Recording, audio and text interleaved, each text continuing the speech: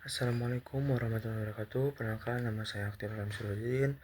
Saya dari PKA dengan NIM 2407800. Di sini saya akan menjelaskan tentang teori latihan. Tujuan latihan yaitu meliputi beberapa pengembangan seperti fisik multilateral, fisik usul olahraga, keterampilan teknik dan taktik, psikologis, kesehatan dan pencegahan cedera, dan pengetahuan teoritis. Selanjutnya, apa sih pengertian latihan? Latihan adalah proses sistematis yang berulang dengan peningkatan beban secara bertahap. Selanjutnya itu klasifikasi keterampilan. Klasifikasi keterampilan terbagi menjadi 3, yaitu yang pertama siklik, yang kedua asiklik, yang ketiga gabungan. Yang pertama siklik. Siklik adalah gerakan yang berulang seperti lari dan renang. Asiklik, gerakan yang sekali dilakukan seperti tinju dan senam. Yang gabungan. Gabungan adalah campuran siklik dan asiklik seperti lompat jauh dan loncat indah. Jadi keterampilan siklik diajarkan utuh, sedangkan keterampilan asiklik lebih efektif diajarkan sampai ke dalam bagian-bagiannya. Yaitu yang selanjutnya sistem latihan. Sistem latihan dibangun dari teori, ilmu, dan pengalaman praktis. Selanjutnya perlu disesuaikan dengan konteks sosial dan budaya. Selanjutnya, ilmu olahraga penting dalam membentuk sistem pelatihan modern.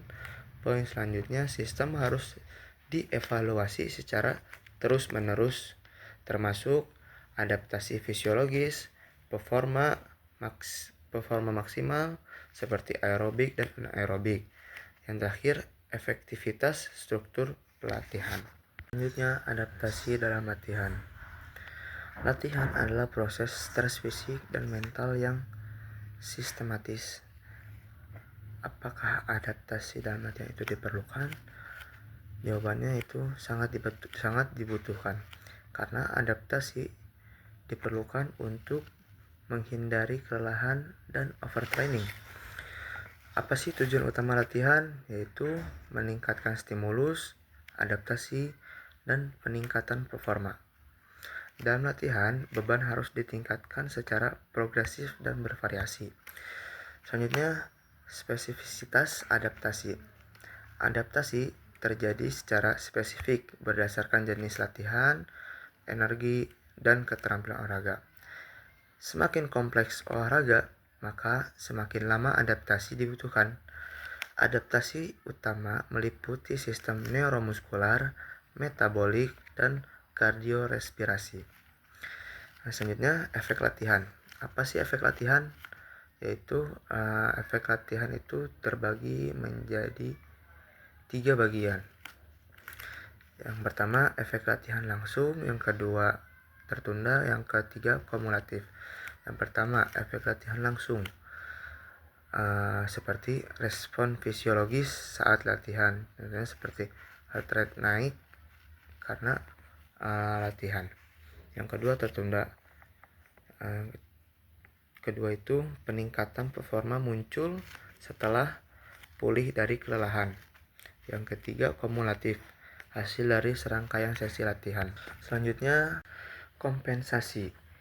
Teori superkompensasi menggambarkan hubungan latihan, pemulihan, dan peningkatan performa. 4 fase superkompensasi. Yang pertama, kelelahan awal 1-2 jam, kompensasi 24-48 jam. Yang ketiga, superkompensasi 36-72 jam. Yang keempat, involusi 3-7 hari. Yang selanjutnya itu sistem energi. Sistem fosfagen untuk aktivitas intens yang kurang dari 10 detik seperti lari sprint dan angkat beban. Yang kedua, sistem glikolitik, yaitu 20 aktivitas yang dilakukan 20 detik sampai 2 menit seperti bola basket dan tinju. Yang selanjutnya, sistem oksidatif, aktivitas yang lebih dari 2 menit seperti lari jauh, dan bersepeda. Latihan harus disesuaikan dengan karakteristik bioenergi olahraga. Selanjutnya, prinsip latihan yang efektif. Prinsip latihan efektif terbagi beberapa poin. Yang pertama itu pemahaman sistem energi sangat penting untuk merancang latihan. Yang kedua, variasi intensitas dan durasi latihan memengaruhi adaptasi sistem energi. Ketiga, kombinasi latihan teknis, taktis, dan pengondisian bioenergetik sangat disarankan. Yang selanjutnya, pemulihan seperti nutrisi, istirahat, fisioterapi itu sama pentingnya seperti latihan. Selanjutnya, konsep umum. Latihan olahraga harus mencakup 5 aspek utama.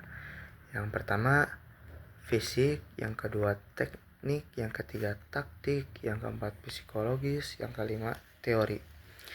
Semua aspek saling berhubungan dengan berkontribusi pada performa maksimal atlet. Pelatihan fisik adalah fondasi utama untuk pengembangan aspek lainnya. Selanjutnya, pelatihan fisik. Tujuan pelatihan fisik yaitu meningkatkan potensi fisiologis dan mengembangkan kemampuan biomotorik. Jenis pelatihan fisik terbagi menjadi 2. Yang pertama GPT, yaitu General Physical Training, yaitu membangun fondasi kebugaran fisik, fokus pada volume tinggi atau intensitas rendah, cocok untuk pemula dan awal musim. Yang kedua, SSPT, yaitu Sport Specific Physical Training, yaitu latihan spesifik cabang olahraga, intensitas lebih tinggi dan disesuaikan dengan tuntunan olahraga. Selanjutnya, latihan dan adaptasi. Latihan fisik bertahap dari umum sampai ke khusus. Untuk atlet tingkat lanjut, latihan spesifik lebih dominan. Selanjutnya, latihan untuk pengembangan terbagi menjadi 2 poin, yaitu fisik umum GPT dan yang kedua biomotor spesifik SSPT. Fisik umum GPT itu kekuatan, fleksibilitas, daya tahan. Contohnya seperti kalisteknik, lompat tali, dan lintas olahraga. Yang kedua biomotor spesifik SSP atau disebut SSPT, fokus pada pola gerak dan otot utama, contohnya seperti power clean, squat, dan plyometric. Pelatihan teknik. Teknik itu adalah cara melakukan keterampilan. Teknik yang baik itu efisiensi energi tinggi. Pelatihan teknik harus disesuaikan dengan tingkat kemampuan, tahapan perkembangan, dan gaya belajar. Proses pembelajaran yaitu pemahaman gerakan, yang kedua penyempurnaan melalui pengulangan, yang ketiga otomatisasi keterampilan. Selanjutnya, pelatihan taktik. Taktik adalah pelaksanaan rencana secara spesifik. Latihan taktik disusun berdasarkan jenis olahraga, situasi kelelahan, analisis lawan, dan lingkungan kompetisi. Klasifikasi olahraga taktis terbagi beberapa poin, yaitu individu, start serentak, head to head, tim kontak langsung, dan multi event. Berpikir taktis dan rencana permainan. Membuat, menerapkan, dan menganalisis rencana permainan. Perlu fleksibilitas untuk menghadapi situasi tak terduga. Latihan taktis harus menyerupai kondisi kompetitif. Pelatihan teoritis. Atlet perlu memahami ilmu latihan, adaptasi, biomekanika, gizi, psikologi. Tujuannya agar atlet menjadi pembelajar mandiri. Adalah latihan fisik adalah fondasi utama untuk teknik dan taktik. Teknik dan taktik perlu disempurnakan secara progresif. Latihan harus individualisasi dan variatif agar tidak stagnan. Pengetahuan teori mendukung pemahaman latihan dan kinerja. Selanjutnya, konsep utama latihan yaitu manipulasi variabel latihan, efektivitas program. Aktivitas program latihan fisik bergantung pada 3 variabel utama. Yang pertama, volume total pekerjaan yang dilakukan. Yang kedua, intensitas seberapa berat atau cepat pekerjaan yang dilakukan. Yang ketiga, frekuensi seberapa sering latihan yang dilakukan.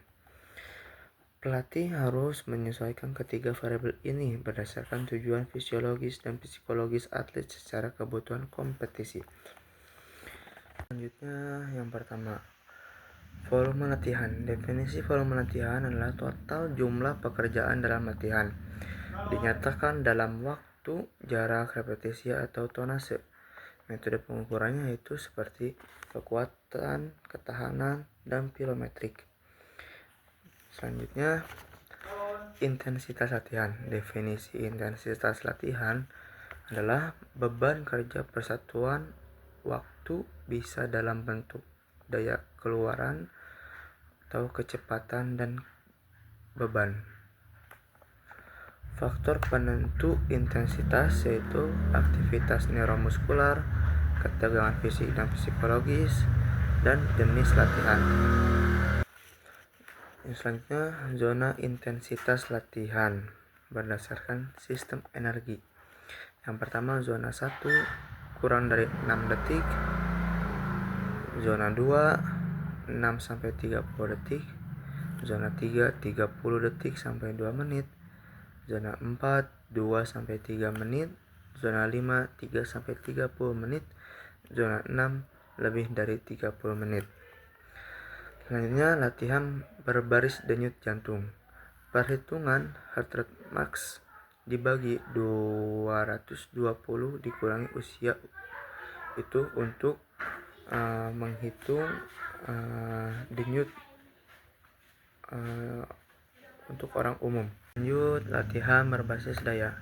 Daya keluaran digunakan untuk menentukan ambang fungsional. Latihan dibagi menjadi zona-zona berbasis persentase daya ambang.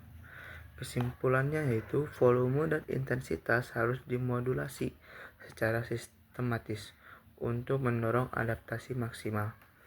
Intensitas tinggi, kemajuan cepat tapi rentan kelelahan. Intensitas rendah, stabil, aman tapi lambat kemajuan. Rencana latihan perlu mempertimbangkan usia, tingkat latihan, dan kemampuan pemulihan atlet. Selanjutnya saya akan menjelaskan sedikit materi tentang relationship between volume and intensity. Yang pertama, hubungan volume dan intensitas latihan. Volume dan intensitas berbanding terbalik. Saat intensitas tinggi, volume biasanya lebih rendah. Dan saat intensitas rendah, maka volume biasanya lebih tinggi. Kedua variabel ini tidak bisa dipisahkan karena kombinasi keduanya menentukan beban kerja dan stres fisiologis. Yang kedua, peningkatan beban kerja. Beban kerja dapat ditingkatkan dengan yang pertama, menambah jumlah repetisi atau jarak. Yang kedua, menambah jumlah set atau latihan. Yang ketiga, meningkatkan frekuensi latihan. Contohnya, dalam renang jarak jauh, volume ditingkatkan melalui panjang interval atau jumlah sesi latihan. Strategi manipulasi volume yaitu tambah durasi sesi latihan, tambah frekuensi latihan mingguan, tambah jumlah set, repetisi, dan elemen teknis. Selanjutnya, strategi manipulasi intensitas, tambah kecepatan atau tempo, tambah beban, kurangi waktu istirahat, gunakan zona denyut jantung lebih tinggi. Selanjutnya, fisiologi dan adaptasi. Overload progresif penting untuk menstimulasi adaptasi. Volume dan intensitas yang terlalu tinggi atau tajam dapat memicu maladaptasi atau overtraining dan cedera. Beban harus disesuaikan dengan kapasitas atlet dan fase periodisasi. Beban eksternal versus internal. Beban eksternal, volume X intensitas, X frekuensi atau objektif. Sedangkan beban internal, reaksi fisiologis dan psikologis atau subjektif. Gunakan alat HRV, denyut jantung, akselerometer, tes psikologis untuk evaluasi. Selanjutnya, periodisasi dan tahapan. Fase persiapan awal, volume tinggi dan intensitas rendah. Menjelang kompetisi, maka intensitas lebih tinggi, volume dikurangi. Selanjutnya, frekuensi dan kepadatan. Frekuensi adalah jumlah sesi per minggu. Kepadatan relatif adalah persentase waktu kerja dari total sesi. Kepadatan absolut adalah waktu kerja aktual dibanding total waktu sesi kerja plus istirahat. Selanjutnya, kompleks latihan. Semakin kompleks teknik atau kegiatan, misal permainan taktis, semakin tinggi intensitas fisiologis, maka heart rate dan laktat akan naik. Pelatih harus mempertimbangkan ini saat menyusun rencana latihan. Selanjutnya, indeks permintaan keseluruhan IOD. IOD adalah gabungan dari intensitas keseluruhan, kepadatan absolut, dan volume absolut. IOD digunakan untuk mengukur total beban kerja atlet. Selanjutnya, saya di sini akan sedikit menjelaskan materi dari buku Periodization. Yang pertama itu bagian pertama tentang teori pelatihan. Dasar pelatihan.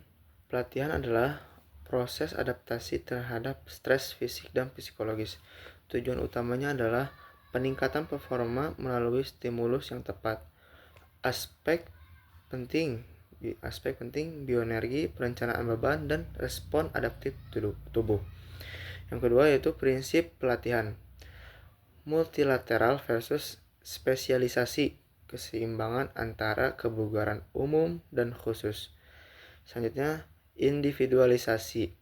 Rencana pelatihan harus disesuaikan dengan usia, bakat, dan pengalaman. Selanjutnya, progres beban harus meningkatkan secara sistematis. Yang tiga, persiapan untuk latihan meliputi pelatihan fisik, teknikal, taktik, dan teoritis. Keseimbangan antara semua komponen ini sangat penting. Keempat, variabel latihan, volume, intensitas, frekuensi, dan kompleksitas berpengaruh langsung pada hasil pelatihan.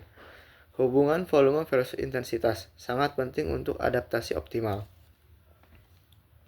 Selanjutnya, bagian 2, perencanaan dalam periodisasi. Periodisasi kemampuan biomotorik. Kemampuan biomotorik adalah kekuatan, kecepatan, daya tahan, kelincahan, dan lain-lain.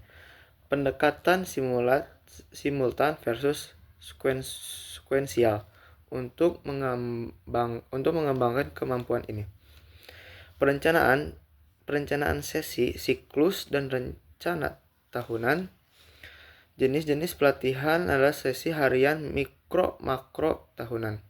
Tujuan menyusun latihan agar puncak performa terjadi saat kompetisi utama. Packing dan kompetisi.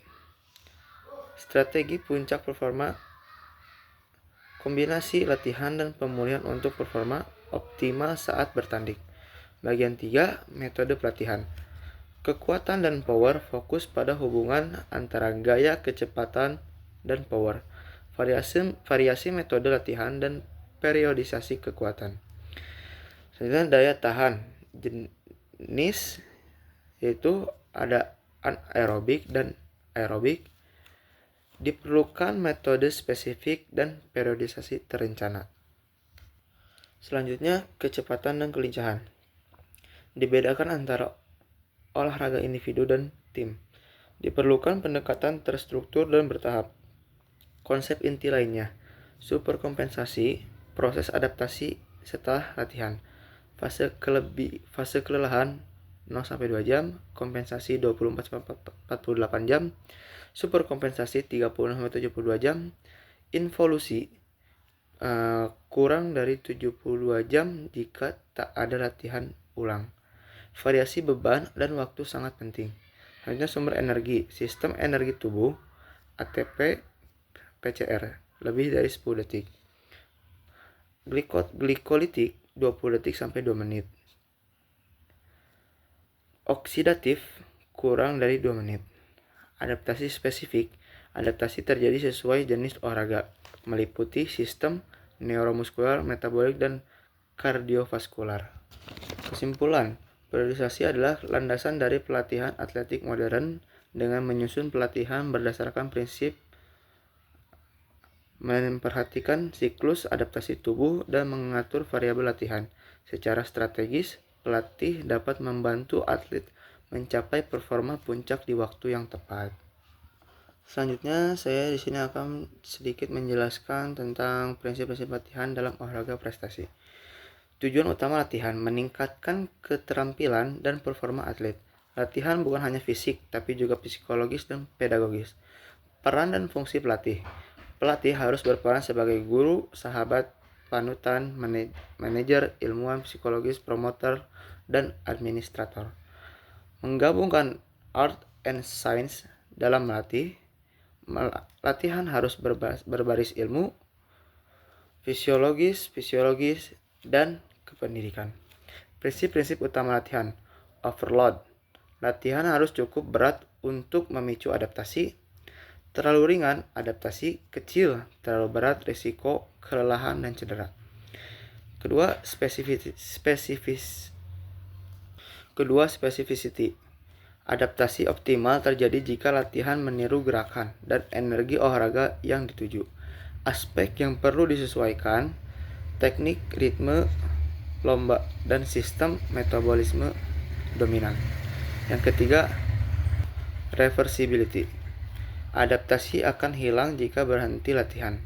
Setelah 3 minggu tidak latihan, penurunan VO2 max, kekuatan, daya tahan, fleksibilitas enzim anaerobik. Selanjutnya, individualisasi pelatihan. Pelatih wajib memperhatikan usia biologis, kronologis, dan usia latihan, riwayat dan status kesehatan, stres eksternal dan kebutuhan pemulihan, perbedaan gender dalam kekuatan kapasitas aerobik dan siklus menstruasi. Selanjutnya, variasi latihan dan periodisasi. Variasi penting untuk mencegah kebosanan, menghindari overtraining, dan memaksimalkan adaptasi. Periodisasi, pengaturan fase latihan, persiapan umum khusus kompetisi. Variasi latihan, periodisasi. Variasi penting untuk mencegah kebosanan, menghindari overtraining, dan memaksimalkan adaptasi. Periodisasi, pengaturan fasilitas umum kompetisi. Model beban, standar loading, beban tetap kurang optimal. Linear loading, peningkatan terus-menerus risiko overtraining. Step loading, pola 3:1 ideal untuk pemula dan atlet. Ketahanan. Concentrated loading, pembebanan intens untuk atlet elit. Conjugated sequence, pembebanan bergilir dengan fokus khusus. Flat loading cocok untuk fase kompetitif. Selanjutnya, pengembangan model latihan. Berdasarkan hasil tes fisiologis, teknis fisiologis, dan status gizi, model bersifat spesifik dan harus dievaluasi dan dimodifikasi terus-menerus sesuai perkembangan atlet. Perkembangannya multilateral versus spesialisasi dini. Multilateral, beragam olahraga di usia dini. Karir lebih panjang, cedera lebih sedikit, kinerja senior lebih baik. Sedangkan spesialis dini, cepat berprestasi di usia muda, risiko cedera dan drop out tinggi, kinerja tidak konsisten saat senior, Selanjutnya, usia ideal dalam olahraga. Setiap cabang memiliki rentan usia optimal untuk pengembangan spesialisasi berprestasi. Contoh, renang wanita mulai 7-9 tahun spesialisasi 11-13, puncak prestasi 18-22. Tenis pria mulai 7-8 tahun spesialisasi 12-14, prestasi 22-27. Kesimpulan, kesuksesan pelatih prestasi bergantung pada penerapan prinsip ilmiah yang terstruktur variatif, individual, dan mempertimbangkan perkembangan fisiologis, psikologis atlet dari usia dini hingga puncak karir. Selanjutnya saya sini akan menjelaskan materi tentang LTAD. Apa sih LTAD? LTAD adalah pendekatan pembinaan atlet jangka panjang berdasarkan usia biologis, tingkat kematangan, bukan usia kronologis. Fokusnya pada pengembangan atlet dengan dukungan pelatih, ilmu olahraga, dan sistem yang terintegrasi. Masalah dan tantangan dalam sistem olahraga: campur aduknya program antara atlet muda dan dewasa, serta antara pria dan wanita. Dominasi: pelatihan berdasarkan usia kronologis, kurangnya pemahaman pelatih soal prinsip pelatihan usia dini, minimnya integrasi antara sains olahraga dan pelatihan, tidak adanya jalur karir pelatih dan sistem pendeteksian bakat, kurangnya sinergi antara sekolah dan klub. Selanjutnya, manfaat LTAD. Yang pertama, menyediakan jalur pembinaan yang jelas dan konsisten. Yang kedua, memandu pelatih dalam menyusun program latihan dan pemilihan. Yang ketiga, meningkatkan konsistensi dan performa atlet. Yang keempat, mencegah cedera, kejenuhan, dan spesialisasi dini. Selanjutnya, 5 prinsip kunci LTAD, yaitu 10-year rule. Diperlukan 10 tahun atau 10.000 jam latihan untuk mencapai tingkat elit. Yang kedua, fundamental, keterampilan dasar, lari, loncat, lempar, sangat penting. Yang ketiga, specialization, hindari spesialisasi dini sebelum usia 10 tahun. Yang keempat, development age, fokus pada perkembangan biologis, bukan usia kronologis. Yang kelima, windows of trainability, periode kritis untuk melatih stamina, kekuatan, kecepatan, keterampilan, dan kelenturan. Selanjutnya, model tahapan LTAD.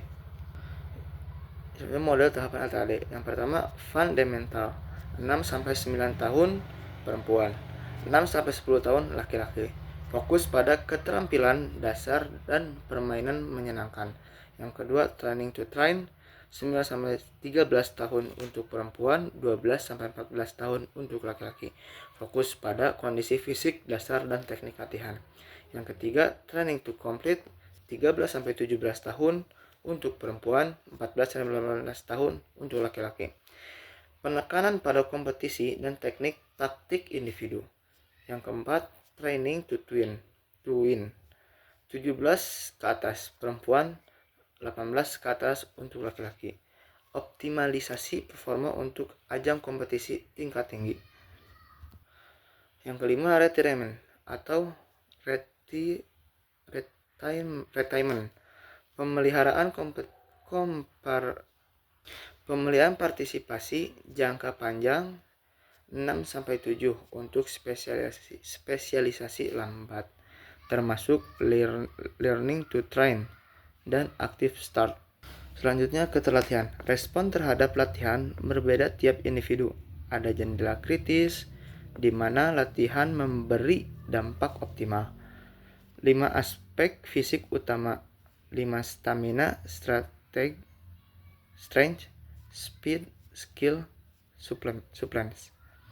Implikasi praktis. Orang tua mendapat wawasan tentang pertumbuhan anak dan pentingnya aktivitas fisik. Pelatih harus memahami perkembangan fisik, mental, dan emosional. Klub perlu menyediakan program dari usia dini dan menjalin kerjasama dengan sekolah. Perekrutan berdasarkan kecocokan fisiologis dan tahapan perkembangan. Selanjutnya, sistem pertandingan harus mendukung proses pembinaan. Selanjutnya, peralatan disesuaikan dengan ukuran dan kemampuan anak. Selanjutnya, waktu mulai belajar, idealnya sejak usia 11-16 tahun. Metode pengajaran disesuaikan dengan karakteristik usia dan perkembangan atlet. Cukup sekian dari saya. Assalamualaikum warahmatullahi wabarakatuh.